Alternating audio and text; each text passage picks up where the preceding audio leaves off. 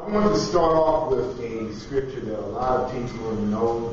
Young people ain't going to preach, so I want to start off with a scripture that a lot of people use from the book of Hosea, 4th chapter, 6th verse. My people are destroyed for lack of knowledge. I want to say that one more time. My people are destroyed for lack of knowledge. In that scripture, Hosea the prophet is talking about not only people who lack knowledge, but people who have rejected knowledge.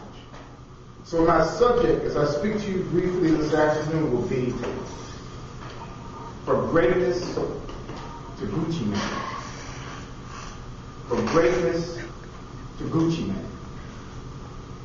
Now I'm going to do this briefly because usually I get the whole history of hip-hop from the Sugar Hill Gang all the way up to Lil Wayne, Gucci Man, and Lil Boosie and the rest of those cats. But I'm going to do an abbreviated version because I'm short on time. So I'm just going to deal with a specific period in hip-hop, 1988 to 1992. Because I always say that if you don't understand hip-hop from 1988 to 1992, you don't understand hip-hop. So I want to ask you young people today, holler out some names of hip-hop today. Who you like? Drake. Louise, Drake. I didn't give money, everything. Who else? Tiana. See, I still in jail. Yeah. Who else? Gucci. Nas. Who said Nas? Alright. Nobody said Jay-Z? Kanye. All right. In the year 1988, there was a time when you didn't hear a lot of profanity on the radio, you didn't hear a lot of cursing on the radio. Everything was about upliftment, especially uplifting black people. That was 1988. In you had groups like Public Enemy and X-Clan and KRS-One, names that you all are too young to remember, most of you. But they talked about what was good for black people, uplifting black people. In 1992, something very serious happened. It was called the Rodney King Rebellion. 4 white police officers beat a black man at a traffic stop and were acquitted, or they walked. At that period, you had groups that had been there, but they began to dominate hip-hop. Groups like primarily NWA, which stands for N-Word Attitude. Now that name might not mean a lot to you young people, but when I say Snoop Dogg and Ice Cube, you probably know who that is.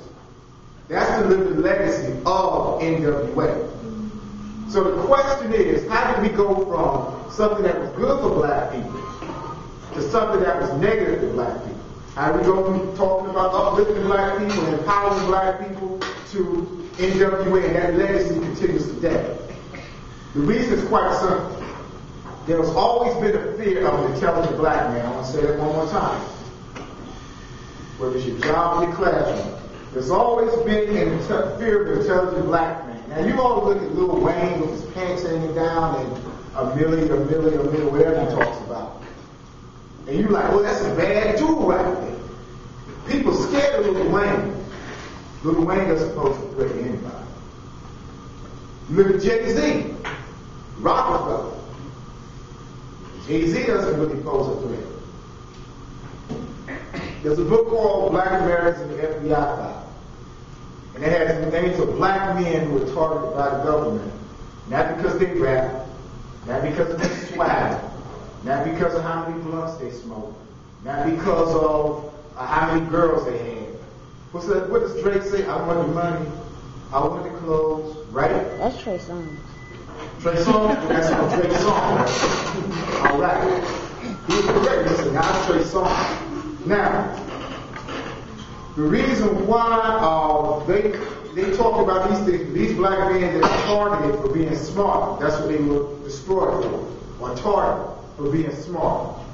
Not to talk about money and girls and clothes, but for being intelligent. It wasn't the guns in their bullets in their guns that made them a threat, but the bullets that came out of